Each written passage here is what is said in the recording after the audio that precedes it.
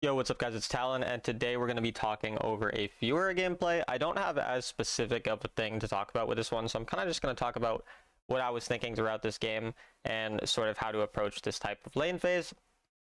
So if we look at it initially, I don't really have a super strong early game jungler, but my jungler is pathing towards me, and so for that reason, I'm okay with trading a little bit into a set. Also have TP, which means I can kind of recall and TP back if I do lose trades heavily. Into set generally, he does win the level 1 against you as Fiora, and most of the early game he kind of wins because he can out sustain you with his passive, so you can't really trade super, if you don't get like an all-in or you don't get a kill, you're generally going to lose the trade. So you mostly just take really short trades hitting vitals, otherwise you don't trade a whole lot. And then if you're ever able to predict this ability, his third ability I think it is, like I did there, and you're able to stun him, then it's okay. So a worse player like this, the set is very, very, very bad. A player like this, you can generally predict, like when they run at you, they're probably going to stun you pretty quickly.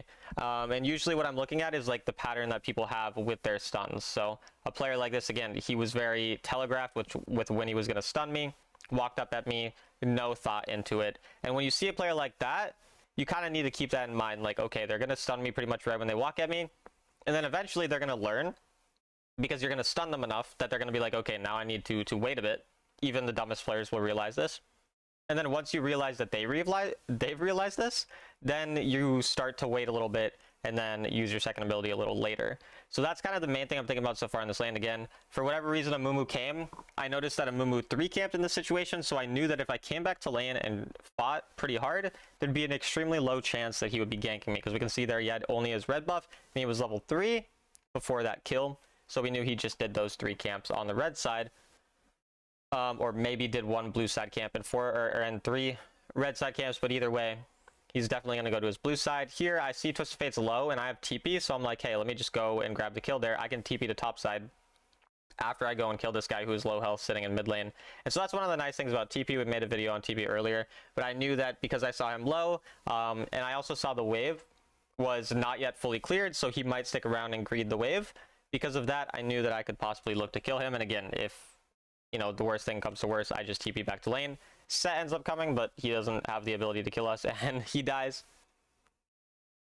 And so obviously overall, just a really good start for us. The main kind of things that we did just to have some type of advantage here is we just, again, use that one prediction really that we got on the fact that he just ran straight at us with his stun. To block that, and that kind of from there it was pretty easy, just trading around vitals, nothing too complicated when it came to the lane phase. And then that rotation obviously now gets us a big advantage. At this point now I have a pretty big wave building up, and so what I'm going to do is build up a really, really big wave through just slowly, basically what we call slow pushing, which is only hitting the minions and the wave when they're low health rather than hitting it all the time and pushing it really quickly. And then set trades with us, which we're happy to do because we're stronger item-wise, because we were winning fights. And then we also have, that was a really, really clean 4 vitals that I procced, by the way. Not to pat myself on the back. But yeah, I mean, we're able to trade with him because he was trading into a wave where we had, the minion wave, so he's going to take more damage from the wave. And we had the item lead because of the fact that, again, we got that early, kill on the Twisted Fate, and we had the advantage in lane against the set. So because of all that, we're able to get a huge amount of plates, a huge wave, and everything. And I'm fine with sticking around and greeting a little harder for the turret because I have TP. So I know, like, even though, say I didn't have TP here, I had Ignite, after getting 3 plates, I would have left. Because I would have needed to recall quicker and make sure that I can run back fast enough, because otherwise I'd be really screwed in terms of tempo. But because I have TP, I can get a bit greedy. And then I notice here, hey, I don't even have to TP. I'm just going to lose like 1 minion, maybe 2 minions under the turret. I'll save my TP. So the TP, again, isn't even necessary in a lot of situations, but it is something that's nice to have and allows you to be slightly greedier. It allows you to trade a little harder because, again, if you lose the trades, you can TP back, that type of thing. So because of that, I was, totally fine with greeting the turret a little bit there. And then we do want to recall because we have our item, and we see that there are Mumu's here, so I just recall. I grab my item. And now that I'm on these, I've already got Eclipse and I have my Gluttonous Greaves, I can trade extremely hard. Like, there's no way he can fight me at this point. And so anytime he walks up, I'm going to take a trade with him. I'm just going to get the Eclipse proc. He's never going to win any trade with me. I could probably 1v2 a Mumu and set, most likely, if I blocked any of their CC. And now we see that their jungler with his red buff and no blue buff is going towards the blue side. So we know he's not going to be here for a while. I assume that Twisted Fate Ultimate's not going towards me because he would not kill me. And so now I can just literally walk through and get the Demolish proc here for free. We end up trading again, getting our, our Eclipse proc. Trade with him under the turret, and again, just getting him as low as possible. There's a wave here, and since I know the enemy jungle's not here, I'm totally fine with cutting off the wave like that. Trading again anytime that we can hit a vital. He uses his second ability, so he doesn't have much damage to really pressure me, and so I know I can just bully the turret at this point. Then once the turret's dead, I can simply try. If I landed that vital, I would have ulted him and killed him. I missed the vital, so I'm like, okay, I'll back off. It's fine. Until I realize that there's no reason to do that. Again, their jungler's not here. I might as well get this additional wave and then recall afterwards. So that's what I do. I think I might get greedy. I don't remember. No. Okay, so I don't get. There's a point in this game where I did get greedy. And then here I'm seeing if I can TP to the fight. Very rare that I actually TP to a fight, but in this case, the reason it's okay to TP is because I have the top lane pushed very, very far. Since the top lane wave is pushed super far, I'm not going to lose out on much for rotating to this fight with a TP. Whereas if the wave was like more even and the enemy set was there, if I TP'd on that type of wave, I would lose a lot on top side. But you can see here, I'm not really going to lose anything. I'm going to get that rotation. I'm going to get that one assist in the fight. Not anything crazy, but you know, the assist isn't bad to use my TP on. Not going to get that much value out of it before the next objective spawns anyway. And again, that top wave now just goes back to neutral because it was pushed so far that he didn't have the time. So that's kind of the time where you will TP to a fight. It's pretty rare that you're actually going to TP to first dragon. And then at this point, we just go on the Twisted Fate again. At this point, all I have to do in team fights is just hit the vitals and choose one target to one shot. And as long as I'm able to do that, I will be able to carry most fights. We end up going on a Moo afterwards, and then we kill this set and get a little triple kill there. So again, the main things that you're trying to do, because a lot of people have kind of struggles with team fighting on Fiora. When it comes to team fighting, you usually don't want to join a fight from what we call front to back. You don't want to front to back the fights with Fiora usually, because if you just go front to back, which basically means you're hitting the enemy front line and they're hitting your front line, you just play a very straight up normal fight with no flanks, no anything. You're going to have a really hard time because Fiora is a single target champion who really struggles when the enemy are able, like if anyone does land CC on you and you don't get your second ability to block it, which is really hard to block everything in the middle of a team fight with a lot going on, you're going to struggle and you're probably not going to be very useful compared to something like a Set, for example, a Darius, any top laner mostly. So what you want to do is most of the time you want to end up pushing a lane before you end up rotating. That way you draw someone somewhere else, and then you decide from there what you want to do. So for example, sometimes people are an Elder Dragon or any dragon, it just doesn't matter. They're going for some objective. When they're going for that objective, the main thing you want to do as Fiora is initially either push the side lane wave if you know you can get pressure on the side lane. But let's say you do want to kind of be part of the team fight, but you don't want to immediately join. Just pressure the mid wave instead. So just push the mid wave out. Just keep pushing. Threaten whatever turret you can get, whether it's a tier 1 turret, tier 2 turret, doesn't matter, in mid lane. And then when someone responds to you, you decide from there what you can do. So if someone comes to you and you think you can fight them, then go fight them. If someone comes to you and you would rather join the team fight once they get stuck clearing the wave, then just leave as they're stuck clearing the wave and then go join the brief 5v4 that you're going to have as that champion's still clearing the wave and waiting to join the team fight. Or if they don't respond to you, then you decide, okay, do I want to use the fact that I'm in mid and my teammates are on the dragon to find a flank angle and catch someone out? Maybe you know there's a squishy champion you can kill or something like that. If you can, you could do that. Otherwise, you can just keep pushing mid lane. You let your team 4v5 and get that side lane pressure or that mid lane pressure to get the turret. So basically the gist of it, and I know I'm kind of just talking over this gameplay at this point because it's kind of just me stomping people, but the gist of the team fighting on Fiora is you don't want to straight up team fight almost ever. You almost always want to be pressuring some type of lane to find either a flank angle or to continue pressuring the lane and draw someone to you as the team fight occurs. And then if no one goes to you, you just get free turrets. You get free gold. It feels bad. Your teammates are sometimes going to ping you for not joining fights. It just is what it is. Like, that's just part of playing a side laner, is oftentimes people get mad at you for not team fighting a lot. But you're only wanting the team fight when you really are confident you can carry that fight. Maybe it's because you're super fed and you've been doing really well in fights. But even if you have, again, you need to approach it in the way that we just spoke about in order to actually be able to carry even when you're a fed Fiora. And so again, you can see I'm not just perma side lane. Like, I'm strong. I can go pressure this mid lane turret. I'm trying to see if we can get it. I have team fought a decent amount this game. I have 7 kills. But at the end of the day, I'm still going to be the one covering the side. So when I see someone on side lane here, for example, I will make sure that I'm the one to respond.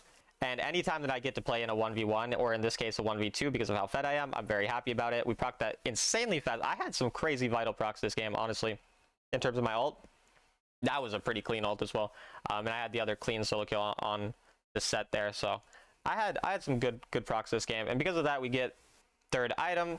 I'm super strong. And then my team, they're definitely going to get dragons, so I want to push out the bottom lane since the Baron's going to spawn. Because as a Fiora, as most side laners, you want to split push on the opposite side of wherever the next objective is. And so since Baron's the next objective, I want to split push on the opposite side. That way people are drawn away from me. You can see me trying to ping Baron, being like, hey guys, go do Baron. I want to just stay on this side of the map, drop pressure, and then hopefully you guys get something out of it. That's my idea here. So like I'm just sitting here, I'm just staring at these two people, making sure that they know I'm here. Because if they know I'm here, my team gets pressure on the other side of the map. And that's all I want. 4 people here, I just want my team going Baron. And again, they're not always going to listen, but I'm going to try to get them to listen. And then we're going to sit here and we're going to try to outplay this set because again, I am so fed. We end up dodging the true damage, I think. Actually, I can't tell if I actually dodged that. And again, I'm just making them chase me. Unfortunately, my teammates are dumb and they're not on the Baron. But it's not like we're getting anything super bad out of the fact that I'm still here. Like it's not an awful situation or anything like that. And then Set tries to fight me, but I am mega fed. I kind of have an insane vital proc again here where I procced all of the vitals insanely fast. It was low-key really risky of me to do all that. If I like in hindsight, like I shouldn't have tried to outplay. Realistically, I should have just chilled and waited until my team eventually grew at least 3 brain cells and realized they should go on the top side of the map near the Baron. Especially because I'm 8 kills, so I'm kind of, you know, giving away a shutdown if I die. But it was mega clean the way I proc those vitals, so you know, I was just doing it to show off a bit. It's typically how it goes. And then at this point, my team's slipping the Baron, so I know I gotta go. So this is another thing. Sometimes your teammates will just fight at a really key time where they shouldn't be fighting, like doing the Baron here. And I know I have to go here because this is gonna be game losing if my teammates end up getting this Solon. So I'm gonna go and I'm gonna try to one-shot the Amumu so we don't lose anything. Now that we kill the Amumu, I can go, you know, again, fight the set and make this guy hate his life because he definitely is not having fun. Like my damage is so insane with how fed I am. And at this point, we're able to pretty easily kill him. And yeah, I mean, we get the ace. We're legendary. Pretty simple snowball here. Nothing too complicated in terms of how we approach this game. Just making sure that we're pretty aware early game, again, of that set CC and trying our best to block it. Not trading too aggressively unless we do find that type of block. And then in the mid game, just only approaching fights, you know, if it looks good, which obviously is a very simple thing to say, but basically only approaching the fights that looks like we can win based on, you know, being able to push out a lane first or being patient, doing something else. And then some clean vital procs again, allowing us to be able to carry a bit harder. I do end up getting the stun too. Just kind of freestyling a little bit at this point, honestly. But yeah, overall, obviously pretty good. We end up getting the proto belt onto them as well. And then I just decide, you know, I'm going to be an idiot. I'm going to go die under the Nexus because it was just, everything was going too well, you know, and when things are going too well, sometimes you just got to die to the Nexus. Like that's just what you have to do. It's the secret tip that actually lets you get Sovereign that I don't tell a lot of people about because, you know, I don't want everyone getting Sovereign because then like you guys wouldn't listen to me or watch me anymore. But that is, you know, the secret's out, the cat's out of the bag. So hopefully the views on this video are pretty low. So not too many people know about it. It's only, you know, a few people that know, but that's ideal. I hope that's the case. And I'm pretty much just saying bullshit at this point because of the fact that the game is basically over. I TP here. Low-key a little scary, but I basically just need to try to one-shot someone. I end up blocking the Seraphine ultimate. A lot of times you can just do that if you TP in or whatever. You just spam your second ability as you're coming in because they're usually going to try to stun you right out of your TP. I got the stun on the Amumu, we kill a couple people, and now we mostly just need to pressure lanes. I have found myself in a situation a couple times where I get pretty ahead on Fiora, and then something random happens and our team starts to kind of throw, like me inting under that turret, for example. And when that happens and you do feel the game slipping away a little bit, it's not really slipping away here, but just in general, you want to just make sure you stay pressuring sides. A lot of people, when they get fed on Fiora and they win a couple fights, they end up getting a bit too obsessed with team fighting. But the reality is you're not really going to win the game through team fighting as a Fiora in almost any circumstance. So you generally just don't want to get sucked into it too much. Instead, you stick to the side lane, you keep them pushed out, and eventually you can end the game like I did there. So I just wanted to show you guys a little video about Fiora. Again, didn't have as specific of a topic, just kind of wanted to talk about, you know, gameplay, show you guys me doing better than 99.9% of Fioras, which I guess means there's one Fiora who did better than me, so shout out to that guy. But yeah, we're still not quite Grandmaster on Baron Lane. That's the only account that we're not Grandmaster on currently. I think it's 26 marks. We didn't have a very good stream in terms of, we pretty much went even throughout the last 4 hours. But I hope you guys enjoyed, and I'll see you on the next one.